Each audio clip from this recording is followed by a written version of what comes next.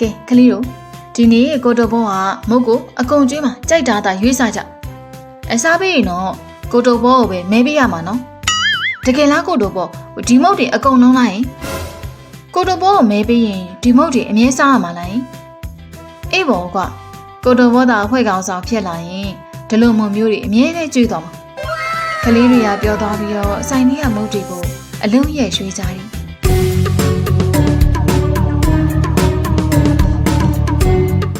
နေပူကျဲကျဲအောင်မှာဖိုးထရိုလေးအောင်တစ်ပင်ကြီးအောင်မှာအုပ်စုဝဲထိုင်နေကြတယ်။ဘယ်ကိုသွားဆော့ကြမလဲဆိုတဲ့အကြောင်းအရာကိုဆွေးနွေးရင်းကနေပဲအငင်းပွားမှုတွေစတင်လာတယ်။တိုင်ဘက်ကိုသွားကြရအောင်ကွာ။အဲ့ဒီမှာရေကူးလို့လည်းရတယ်။အရှိတ်လည်းကောင်းတယ်။ပြီးတော့အေးလည်းအေးတယ်။ဟာမတော်ငါမတော်ငါရဲ့တိုင်းခွက်ဒီပို့တော့လက်လာမှုလိုသေးတယ်ဟာ။ဒီနေ့တော့ဒီနေရာမှာပဲတိုင်းလေးကျင်။ဟာတော့လေအဲ့နေရာကြီးမသွားချင်ဘူးအရင်မျိုးမုတ်ဆိုင်ပဲသွားမယ်ဒီနေ့မုတ်တစ်တွေရောက်တယ်လို့ကြားထားတယ်ဟာတော့ဝယ်စားကြရအောင်နေဝိုင်းကစိတ်ညစ်ဟန်နေကဲအားလုံးတယောက်တစ်ပေါက်နဲ့ခုလိုဖြစ်နေဘသူစကားကိုနားထောင်ကြမှာလေဟာတယောက်နဲ့တယောက်ဘသူမှမလျှော့ကြဘူးအငင်းပွားတဲ့နေရာလေးပို့ပြီးတော့ကျဲလောင်လာတယ်ညောင်မင်းကြီးအောင်မလေးတို့ကတင်းမာနေရောတယ်နေဝိုင်းကကြည်ရင်နဲ့စိတ်မရှိတော့ပဲဂျားလေးကနေစကားပြတ်ပြောလိုက်တယ်တော်ကြပါတော့တယောက်တစ်ပေါက်နဲ့ဒီနေ့တက်နေလို့ပြီးမှာမဟုတ်ဒါလို့ဆိုရင်အဖွဲ့ကောင်ဆောင်ရွေးကြရအောင်မိဝိုင်းရဲ့စကားကြောင့်ဖိုတူငပိန်နဲ့တုပ်ဘောတို့၃ယောက်လုံးစကားစပြတ်သွားပြီးတော့မိဝိုင်းကိုအံ့ဩတကြီးကြည့်လိုက်ကြတယ်ခေါင်းဆောင်ရွေးပွဲလားဟုတ်တယ်လေအဖွဲ့ထဲမှာခေါင်းဆောင်တယောက်ရှိရင်အခုလိုညင်းနေစရာမလိုတော့ဘူးပြီးတော့ခေါင်းဆောင်ဖြစ်တဲ့သူပြောတဲ့အတိုင်းငါတို့အကုန်လိုက်နာမယ်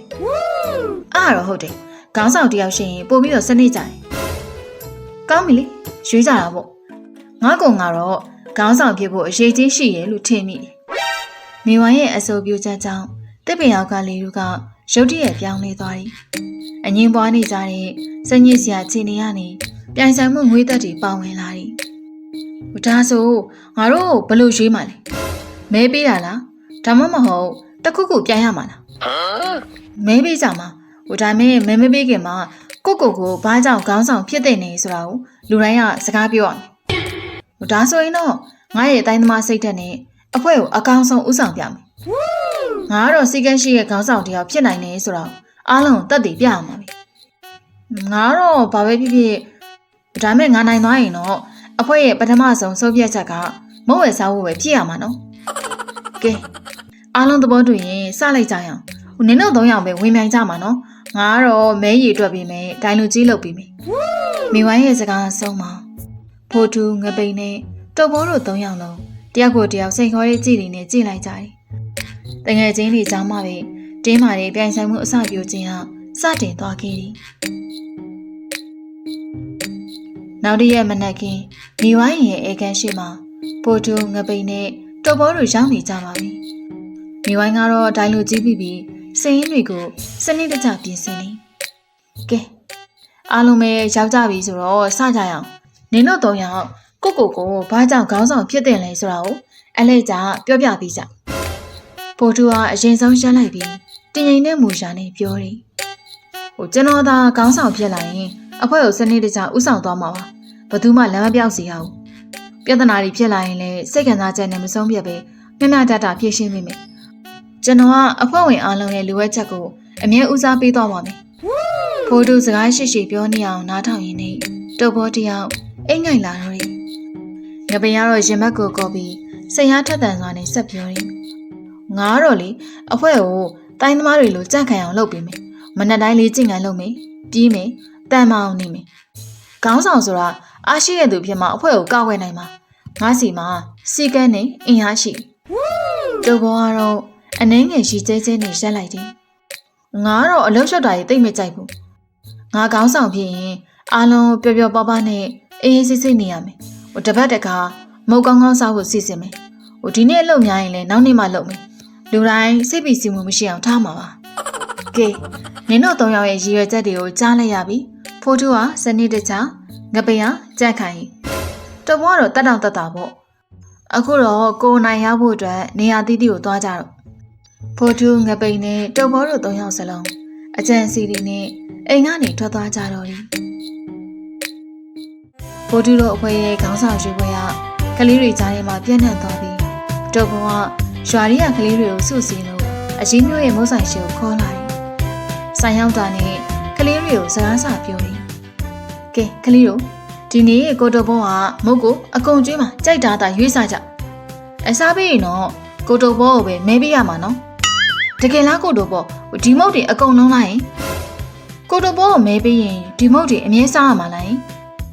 အေးဘောကွာကိုတော်ဘောသာအဖွဲကောင်ဆောင်ဖြစ်လာရင်ဒီလိုမုံမျိုးတွေအမြဲတမ်းကျွေးသွားမှာကလေးတွေကပြောသွားပြီးတော့ဆိုင်ကြီးကမုတ်တွေကိုအလုံးရဲ့ရွှေကြတယ်သူတို့ကမုတ်တွေကိုကင်ပြီးတော့ကိုတော်ဘောကိုပဲမဲပေးမှာကိုတော်ဘောကိုပဲမဲပေးမယ်ကလေးတွေပျော်ပျော်ရင်းနဲ့ပြန်သွားကြတယ်ကလေးတွေထွက်သွားတော့မှတော်ဘောကရေမျိုးနာကိုကတ်သွားပြီးတိုးတိုးလေးပြောလိုက်တယ်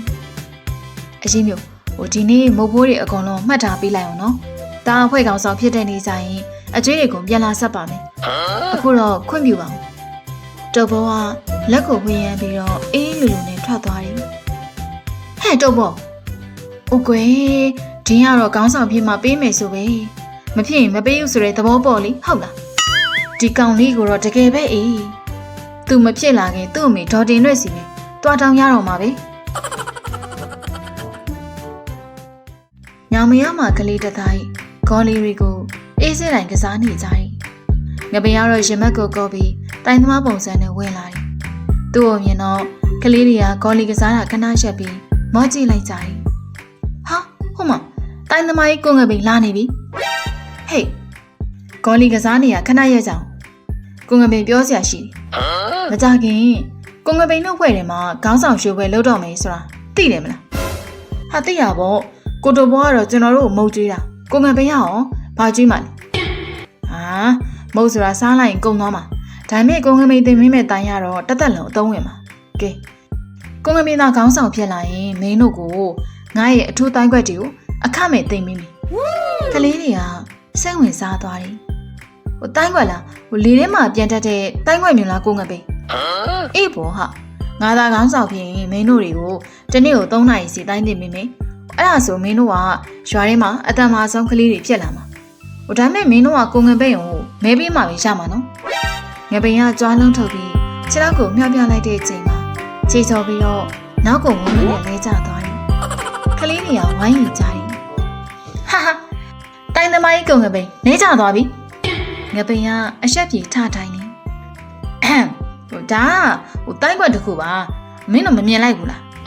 ကဲနောက်တစ်ခါပြောမယ်နော်ငါ့ကိုမဲပေးရင်အခုလိုတိုင်းခွက်တွေကိုအခမဲ့သိမ်းပေးမှာသဘောတူတယ်မဟုတ်လားကလေးတွေကတော့ရီမောင်းရင်ပဲသူတို့ဂေါ်လီကိုပဲပြန်ကစားနေကြတယ်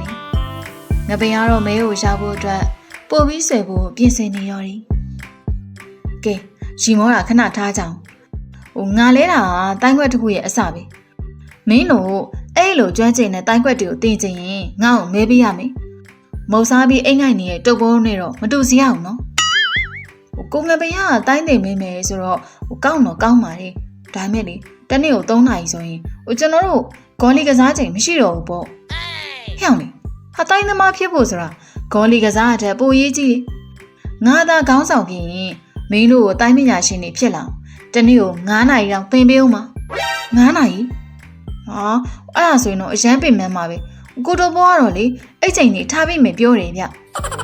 ငပိန်မျက်လုံးပြိုးသွားတယ်တိုင်းနဲ့ဆွဲတာတဲ့တငယ်ချင်းတို့ဘောရဲ့တက်တာချောင်းကြည့်ရ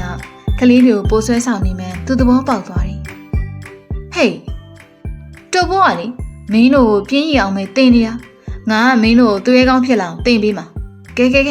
စင်းရဲသွင်းထားကြငါနာမည်ကိုပဲရွေးရမယ်နော်သိလားငပင်က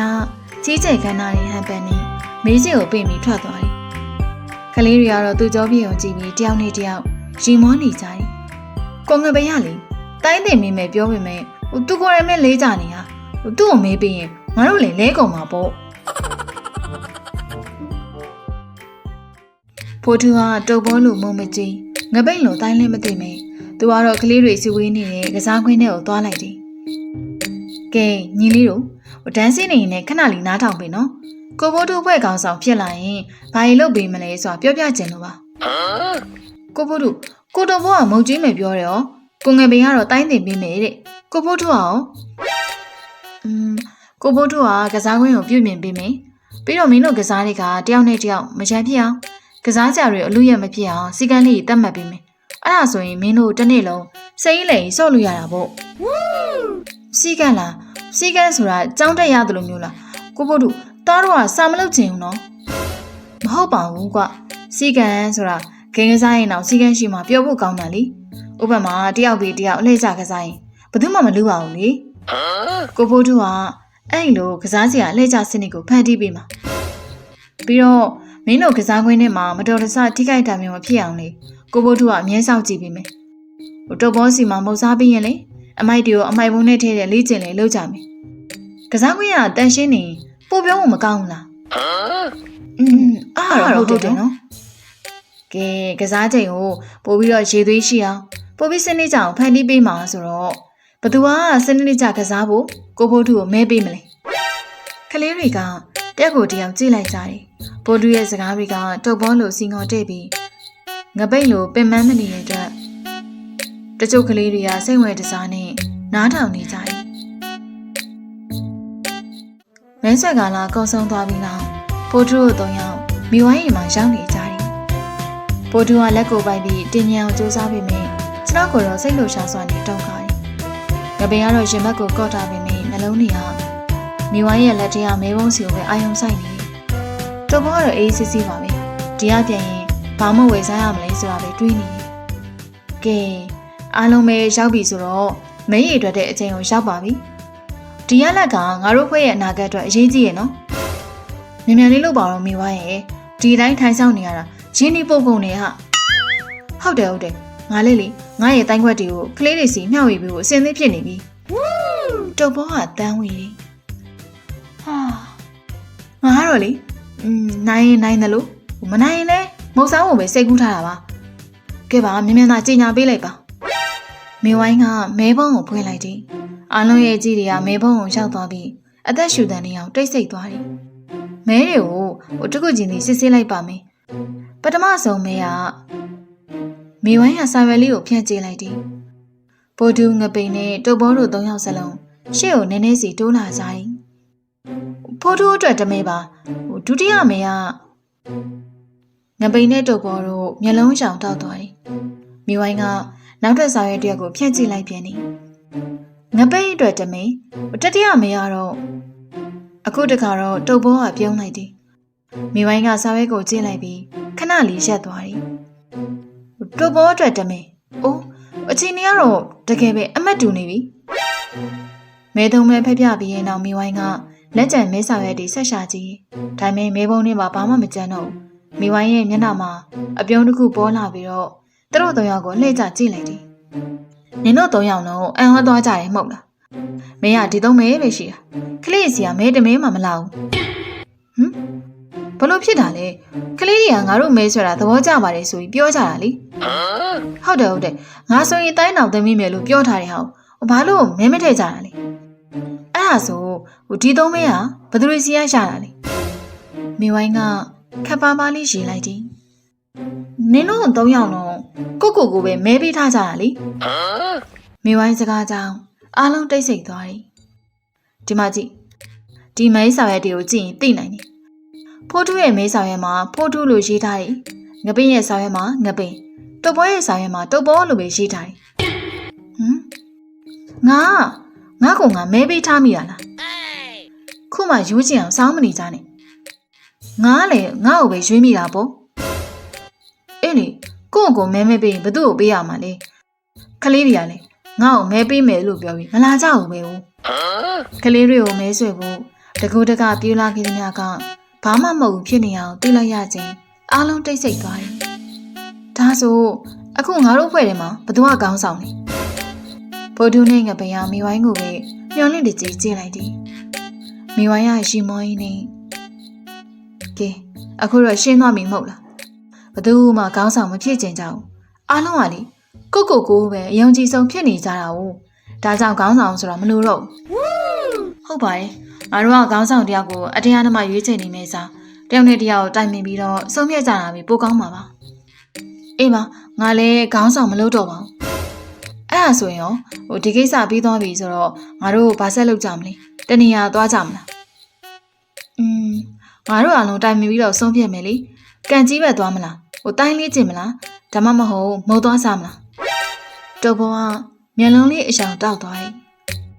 ဒါဆိုအရင်ဆုံးမုံသွားစားမယ်ပြီးရင်ကန်ကြီးပဲသွားပြီးရေကူးမယ်ညနေကျမှငပိရဲ့တိုင်းခွက်တွေကိုလေ့လာမယ်လေဘလို့လဲသဘောတူတယ်အဲ့ဒါဆိုအားလုံးရဲ့စံနာတွေပါသွားတာပေါ့ကောင်းတယ်ငါလည်းသဘောတူတယ်